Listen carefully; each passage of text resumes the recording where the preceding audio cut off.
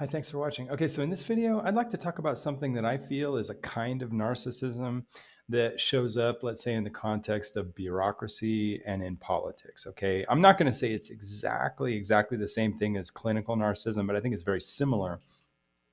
And I think it's probably fair to say that there are ways that the phenomenon of narcissism can show up basically in the political and in the bureaucratic context. Okay, and that it basically is kind of the same thing, and it potentially is even more dangerous, actually, um, because politics affects things on a global scale, potentially, or on a very large national scale. Obviously, even anything that's just a little bit toxic or a little bit detached from reality, not fully engaged with reality, obviously has the potential, as we see, let's say, in the Ukrainian war, okay, or let's say in the destabilization of our already difficult relationships with North Korea. You see how potentially, just the slightest disengagement from being fully, fully integrated with the reality, okay, could actually result in a lot of people getting killed or severe problems with geopolitics, okay, or national level politics. So obviously, even if it's not exactly the same thing as individual narcissism or the kind of narcissism that gets diagnosed by doctors, in everyday practice, it still is a problem. I think if it is fair to call it a type of narcissism, and I think we can see just in day-to-day news, and just the current events. I think we can see that it, potentially can result in a lot of people getting killed, or just destabilizing political status quo, like around the world and nationally. Okay, so I realize that I have been criticized for having sort of like my own definition of narcissism, and I admit that may be partly true. I guess I mean I do have kind of my own definition. I'm guilty, I guess, but let me try to explain how the way I define narcissism, I believe, is just sort of an extension and sort of a generalization of what we already understand. I think to be sort of the clinical definition of narcissism. Okay, so let me first start with how I understand the clinical sort of conventional definition of narcissism, and then we'll see if my definition is maybe it's just an extension of that and not really a different definition. So let's just start with the traditional understanding of narcissism. So basically, boiling down all the separate symptoms, and they're all just kind of different facets of the same symptom, really. I believe so. When you sort of boil down the DSM list of symptoms, basically what you see is just a pervasive tendency to sort of over involve oneself. It's a pervasive tendency to be over involved and overseated within a concern for one's own issues, okay, and one's own importance and status. Okay, so it's basically issues, importance, status. Whatever are the affairs of my personal space, okay, sort of an over involvement in sort of the myopic, what's close to me, and possibly the very few people that I feel are sort of attached to me. Like maybe in the case of a mother, maybe she includes her children in a way, sort of in her own like very small orbit of what's more important, what has higher status. And you see this often with mothers who they treat their children like garbage, but they still regard their children like, and my children are also very high class, compared to other children. And that's kind of a narcissistic, dynamic. But basically, whatever's very close to you or associated with you, you sort of have an over involvement in how important that is and the status that it has and the concerns and the issues, sort of that are touching on the very near, the near orbit, what's very close to one or within one's own self. And all those issues and the sense of importance and status, that's sort of like blown up, to a very big proportion, so that relatively speaking, things on the outside, other people, other interests, other points of view, they're sort of diminished, relatively speaking, they're sort of diminished in importance. They don't seem so important. And also the sense of the status of other things is sort of relatively diminished, so that through the effect of this kind of inflation, I guess it's kind of like an inflation of our orbit of importance. Okay, so it's like the orbit of importance. because it's so inflated within what's close to oneself. Okay. Things on the outside just seem relatively not so important, not so real, and not the status of those things just seems kind of diminished. Okay. So, basically, that's kind of like the basic kind of overinflation of what's close, what's very close to one. Um, and so the effect of it will be that you'll come across always, just in the way you deal with people, that whatever's close to you and whatever concerns you yourself is just much more important and has a much higher status and is much more special than things that are just on the outside that just seem relatively small and unimportant. Okay. So, I kind of look at it as, fundamentally, it's just an overinflation of concern and interest of what's very close, and just kind of a diminished interest or attention to what's outside. And then, as corollaries to that, one will start developing, like, say, kind of chronic attitudes where you just chronically tend to express sort of like a not very high estimation of things that are on the outside, other people's concerns, and you tend to have a much more sympathy and concern for what are your own interests and what you think is important. And so that'll have other corollaries. For example, like they talk about the entitlement. Okay. But I think that's just kind of a corollary, because like if I go into a restaurant and I'm not happy with the way they cook my hamburger, I'm going to make a big issue about the hamburger because, sorry, my throat is so dry.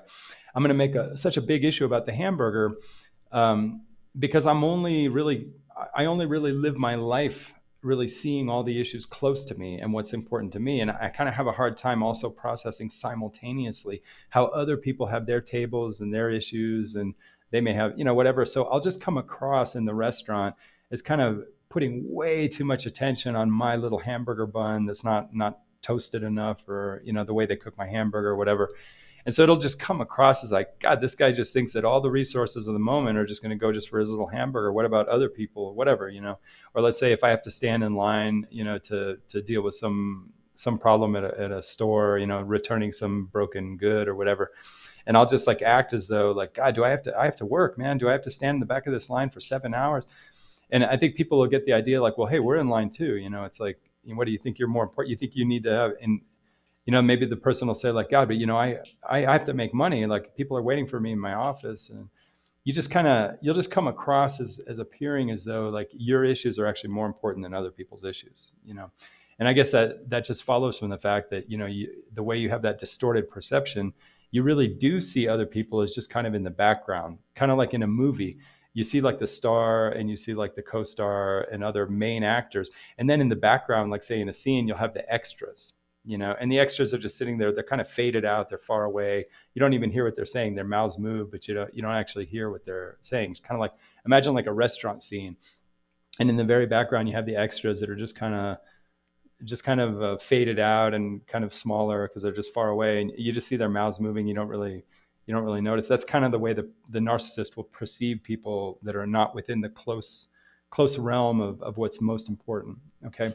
And so that'll just come across as, more entitlement in an actual public setting. Somebody who has that distortion will just act as though, just because they're reflecting their internal distortion, they'll just act as though their issue is relatively more important. And so basically in the way they conduct themselves, they will sort of reflect and project that basic distortion where other people are just like extras, in their movie, the movie of their life, basically, And so then also the issue of being exploitative, where basically if you don't really see the full importance of other people, and you're not really appreciative of the issues of other people, and they're not inflated to be more than just extras in your movie scene, whatever. When you're dealing with other people, you'll just kind of deal with them. It'll just be sort of reflected in the way you deal with other people, that it just comes across as though you're just kind of using them as chess pieces to your whatever game you're playing in life, So basically, if you just start with that basic. If you just start with that basic distortion, where your own, basically what's close to you, and the affairs that are just sort of in your near orbit, where those things are sort of inflated in importance, okay, it'll just come across in everything you do that other people are relatively lesser. Okay. And you may even start developing even the habit of where you actually develop attitudes that actually resonate with that distortion, so that you just come across as having just a disrespect for other people. And you may even think that that's like positive, and you may even sort of, you may develop to where you actually you sort of affirm the distortion in the way, just in your general attitude towards people. So it is a problem. Okay. So sorry, I have to drink. Terrible. I got dry throat. Okay. So how does this basic distortion, okay, how do I see this distortion? Like what is my account of that? Like how do I explain that? Okay. And basically, the only thing I'm adding, okay, I agree with the basic traditional definition of narcissism. That says more involvement in the self, more inflation of the sense of how important one's own personal orbit is, and relatively diminished concern and estimation of what's on the outside. Okay, so I kind of agree with that. So my theory, I guess, my own personal theory is, well, how do you get there? How is it that you have that distorted thing? And one of the, I guess, the proposals I have is to look at the core neurological issue of being accustomed to discomfort, how we are accustomed to discomfort, and the loading, being loaded with the taxation of all the considerations in one's broader environment. Okay, not just the near orbit, the inner orbit, but the outer orbit and the more extended orbits around us. Okay, in other words, in order to sort of develop and sort of have an engagement with what's on the outside, you have to be habituated. You have to be habituated and conditioned to take on the burden of those considerations, because just the data coming in, just in processing before you even actually get engaged, just the data of taking in all the considerations outside your near orbit, that actually, just the processing of it actually is a loading. It actually kind of loads you. It's sort of an environmental taxation. Okay. And so, obviously, when you're a young child, you don't think of it and you don't experience it as a taxation. Okay, it's just given, because you're actually integrated and you're sort of engaged with other people that are outside yourself. So you're already sort of born sort of with the vaccination, I guess, or you're sort of born with like the conditioning, because you're already sort of properly engaged with other people from a young age. But it may be that some people, maybe through temperament, because I've seen this, I've seen this even with babies. A lot of times we blame the parents for poor conditioning of the children, but sometimes the children are born themselves with a little bit of an oversensitivity, and a little bit of a not just an oversensitivity, but also kind of like an irritation, that they're very irritable with having to deal with a lot of concerns and a lot of environmental factors, let's say. Okay, so a lot of children are very fussy, and they're very easily irritated, and they feel the burden more than others, so that actually prevents them from having a more comprehensive sort of engagement with what's beyond just their very personal concerns. So I think it probably is a combination of maybe poor modeling by parents, maybe poor engagement by the parents. That's possible. But I think also some children just have temperamentally just a very irritable kind of just kind of like intolerance, I guess, of the high loading of a lot of processing considerations just in the whole experience of life, so that they have to kind of start chopping off where they cutting off where they sort of process considerations, and they sort of set up a barrier where it's only things that are very close to one, and not the broader environmental considerations. Okay, so I do think that some people have almost like a innate kind of sort of congenital sort of genetic disposition to be just a little more irritated by processing a lot of considerations, sort of environmental taxation. Okay. And so, let's go ahead and leave that on the table. Maybe some of it is, let's say, from poor parenting. I agree that could be part of it, but I think let's also consider that temperament is also part of it. Some people are just more irritable for being loaded with a lot of considerations. Okay, the considerations of the broader, let's say, the orbits, the relative near, medium, and outer orbits of our basic environment. And all of us know what it's like to have, let's say, information overload, or let's say processing overload. Okay, I think all of us have some level of narcissism. In other words, all of us have a cutoff point where we have to kind of stop being too connected and too concerned with all the considerations around us, let's say in the outer orbits. We have to kind of put up a little barrier where we kind of focus, let's say, on the medium orbits and our own personal orbits, so that we're not overloaded with information, because it does get to a point where it is like an overload. So all of us will have a narcissistic limit. It's just that most of us have a narcissistic limit that is kind of relatively medium distance, so that we also include at least the concerns of our family members and our good friends, whatever. And yet, at the same time, I think most of us, even who are not diagnosable and are not even narcissistic by any clinical definition, we do have that narcissistic limit where beyond the limit of what we can tolerate for processing, let's say beyond our good friends and the people that we agree with, there is kind of some range where outside of that, we really don't have a lot of investment in really processing. There is a place where at some distance, the people far enough away do become like extras in the movie, where they're just kind of, they sort of seem smaller and their issues seem just to be sort of anonymous and not very important. So I think all of us do have sort of a narcissistic limit. It's just that most of us have that set at such an intermediate level that there is space for, like, say, our good friends and the people we agree with and our political party and our family and, whatever. So, or even our neighborhood or whatever. So let's just say that, by that definition, I think we need to look at it as processing tolerance and processing overload.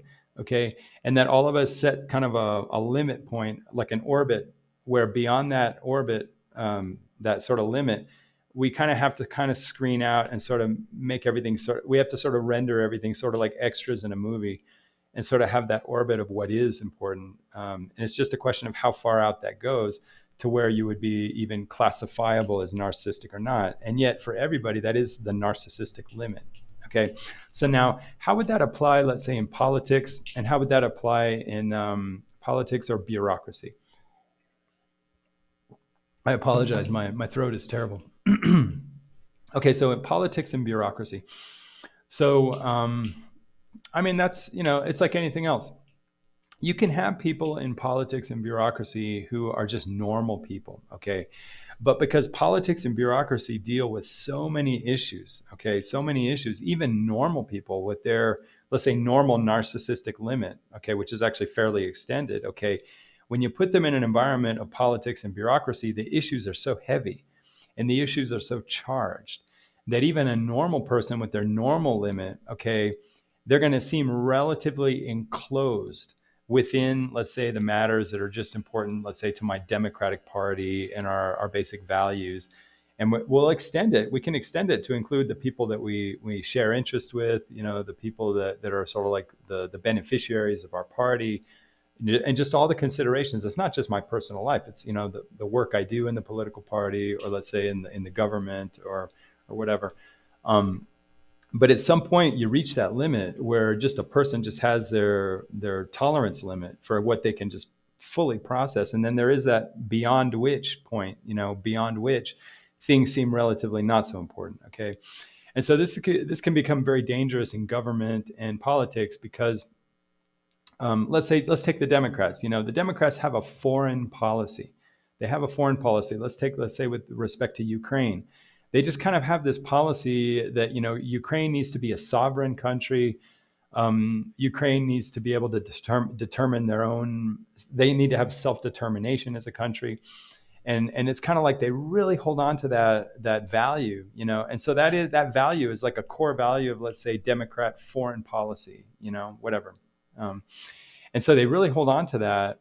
And they also have this idea of like the free world, the countries that have self-determination. And we want to sort of expand, the scope of those countries, to include, let's say, even getting into, like, say, right near Russia, like, say, countries like Ukraine, And so, you hold on to that value so much, but you forget that beyond your narcissistic limit, there are other considerations, okay, that maybe we're so overloaded with all the values that we do have within our party platform that then going beyond that narcissistic limit, it's kind of like beyond our tolerance level to actually consider and really take seriously the other considerations. The other considerations, for example, here's a big consideration. Even though Ukraine in theory, and I agree in theory, in a perfect world, Ukraine should have self-determination. Ukraine should be a free country. Okay. I don't disagree with that. But the problem is there are other considerations. Okay. One of the considerations that Ukraine also has a lot of issues with, let's say, they have a lot of issues with corruption. Okay. Now, in other words, it's just a way that, subconsciously, when we get so caught up in our democratic ideals that every country has their self-determination and these noble countries, and they need to have the right to have their noble existence, and then we sort of forget these countries are maybe not so noble. they may have a lot of major corruption issues. Okay, and I'm not saying that that's like enough to take away that a country should have the right to its own self-determination, but it's just a way of saying that through our ideological lens, we tend to tend to view countries maybe a little more noble than what they are. Okay, we sort of lose that realism. Okay, and then the other thing too is that we sort of forget that Ukraine is like a Mexico to Russia. Okay, and we sort of forget that we wouldn't really tolerate, let's say, China or let's say Russia, like really, really making Mexico sort of like one of their auxiliary countries. We wouldn't tolerate that. I mean, and so we sort of forget that Russia has their own interest and that we could be really provoking another country. And I think the only psychological way to describe that lack of concern for Russia's own situation and how they may respond, I think the only psychological phenomenon that can account for that is a kind of narcissism. In other words, we do set up sort of a limit of our, let's say, the orbits of our importance and what we're going to process, where I guess it's just too taxing for us to have to process the additional consideration and the dissonance that maybe for Russia, our noble interest in Ukraine is actually very offensive and very, very, very provocative. And now we see that Russia is willing to sacrifice tens of thousands and tens of thousands, maybe even 100,000 or more of its young people, just spill their blood and have them die. Russia is willing to have a lot of their young people just die and a lot of their wealth and a lot of their military equipment just destroyed because they will not tolerate that one of their Mexicos basically being completely, converted into a kind of an auxiliary of the let's say the Western countries, the United States basically.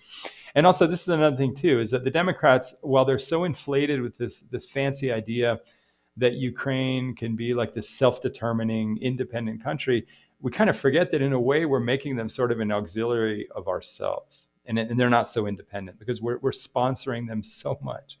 And that's another consideration that sort of gets diminished because we're so holding on to this noble ideal, And I think that in that regard, I think when we hold on to these noble ideals, okay, I think we are engaging in a narcissism because we tend to hold so much onto that flag of the noble ideal of this self-determination in these free countries that we sort of diminish all the realities, which, first of all, they're not so noble, these countries. They may have a lot of, let's say, corruption and they're not really so noble. And then we also forget that they're like the Mexico of like another territory. Okay. And then we also forget, this is the most important thing, is that we're sponsoring them so much that they actually are not so independent. They're becoming sort of like extensions of ourselves. And that's a kind of a narcissistic process, where things, we think we regard things as independent, but really we just think of them as really they're just extensions of ourselves.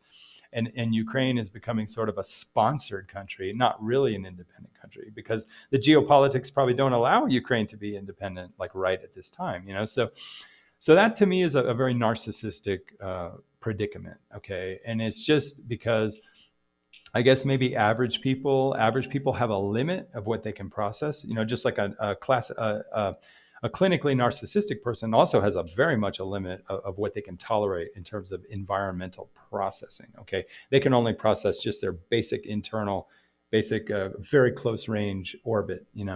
But let's say maybe, like say in the Democratic Party, maybe there are too many people who don't have an extraordinary processing capacity, and they just have only an ordinary processing capacity, and therefore in the context of politics and bureaucracy, they only can really realistically process only things that are just at an intermediate level of orbit, and they don't have that extraordinary processing handling, so they can also consider the other issues that are not just the noble ideological issues, and see the real problems with allowing the Ukraine war to get started, which is a war that could have been avoided. Okay, and also how we set it up. We set up that war because it's not just about now whether Ukraine is such an independent country. It's also how we have set them up over the decades, leading them to carry the expectation that they can be fully independent from Russia. We have sort of instilled in them and developed in them, cultivated in them the false expectation that history will move maybe faster than it really should move. Okay. And so we're sort of inducing them to believe unrealistically that they can have more independence from Russia than what they really, what history would probably allow at this time. So basically, I guess, to try to summarize, I think maybe the analysis of, let's say, the problem with the Democratic Party in that sense of foreign relations, the world politics, geopolitics. Okay, the diagnosis is not that they're all a bunch of narcissists. Okay, that is not what I'm saying. What I'm saying is that they probably all just have ordinary levels of let's say, environmental tolerance. Okay, tolerance for environmental information, basically, information processing. They probably have an intermediate level of, let's say, their narcissistic limit, okay, like normal people do, and they don't have extraordinary ability to process things that are outside just, let's say, their orbit of interest. Okay, and so basically my diagnosis is not they're a bunch of narcissists. My diagnosis is that they're a bunch of ordinary people. They're a bunch of ordinary people. You see what I mean? And I think maybe that may be true in the Republican Party as well. That in some way maybe we have too many ordinary people in politics. Okay, and that the idea is not to have a bunch of like healthy people. Maybe healthy people is not enough.